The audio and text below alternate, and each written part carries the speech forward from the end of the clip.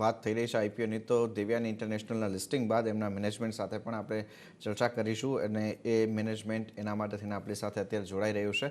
Devyani international chairman Ravikant Jaipura अपनी साथ जोड़ाई रहा है. रविकांत जी, स्वागत है सीएनबीसी बाजार में. और सबसे पहले तो हमारी तरफ से कांग्रेचुलेशन, आपको ये एक बहुत बेहतरीन लिस्टिंग होती हुई दिखी है. ऑलमोस्ट जो आपके निवेशक हैं उनकी वेल्थ में 50% की बढ़ोतरी हो चुकी है, जिनको भी ये शेयर अलर्ट हुआ है. तो आगे क्या मैसेज रहेगा आपका शेयर होल्डर्स के लिए? आगे किस तरह के ग्रोथ की उम्मीद वो लगा के रख सकते हैं? मैं तो यही कहना चाहूंगा कि बिजनेस बहुत अच्छा है. हम लोगों ने करीब 100 स्टोर पिछले 6 महीने में खोले हैं और आगे भी उसी हिसाब से खोलते रहेंगे. फास्ट फूड की इंडस्ट्री बहुत रोबस्ट है, डिमांड बहुत अच्छी है और जैसे जैसे पेंडेमिक खत्म हो रहा है वैसे वैसे डिमांड वापस आ रही है और डाइन इन की भी बिजनेस चालू हो गई है. ओके सर, वही पहले जैसे हम चर्चा किए थे आपसे, तो आपने बताया था कि लिस्टिंग के बाद कंपनी डेट फ्री हो जाएगी. तो क्या हम समझे कि अब कंप्लीटली डेट फ्री हो जाएगी कंपनी?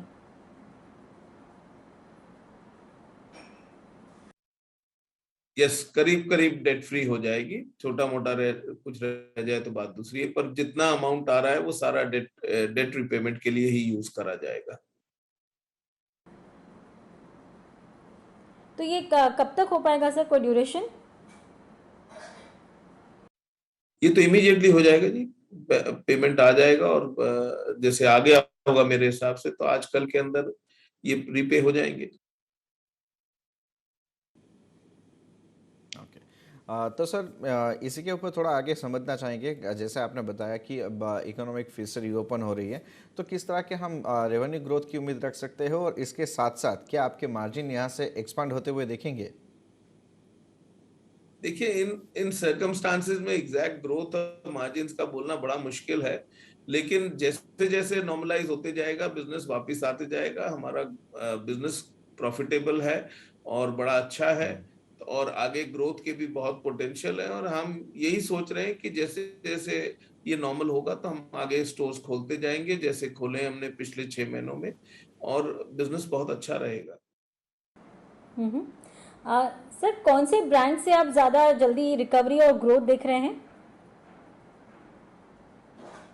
देखिए, केएफसी हमारा सबसे बड़ा ब्रांड है, उसका पर स्टोर रेवेन्यू सबसे ज्यादा है और पिज्जा हट बहुत अच्छा चल रहा है उसके बाद. और वांगो और कोस्टा कॉफी भी अब हमारा एग्रीमेंट साइन हो गया है, तो कोस्टा के स्टोर्स भी अब हम खोलेंगे. तो चारों ब्रांड्स अच्छे हैं, लेकिन केएफसी हमारा सबसे बड़ा ब्रांड है और उसके बाद पिज्जा हट है. तो सर इसके साथ जो प्राइसिंग प्रेशर्स हैं उनको आप कैसे मेंटेन करते हुए देखेंगे? क्या यहाँ पे आप कॉस्ट इफेक्टिव कोई मॉडल देखना चाहते हैं? किस तरह से आप ये ऑपरेशनल फ्रंट के ऊपर ज़्यादा एफिशिएंसी दिखाने की कोशिश करेंगे? हम तो अभी प्राइसिंग कोई बढ़ा नहीं रहे हैं, बाकी नॉर्मल प्राइसिंग है. कोई ऐसी मेजर फर्क नहीं आया है. रेंटल्स बल्कि सस्ते हुए हैं पहले से, तो कोई ऐसा हमें कोई इश्यू नहीं दिख रहा कि इमीडिएटली हमें कोई प्राइस बढ़ानी पड़ेगी या कुछ इश्यू है. थोड़ा स्टेबल हो रहा है इकोनॉमी में, तो क्या आप नए स्टोर खोलने की भी कोई प्लानिंग कर रहे हैं?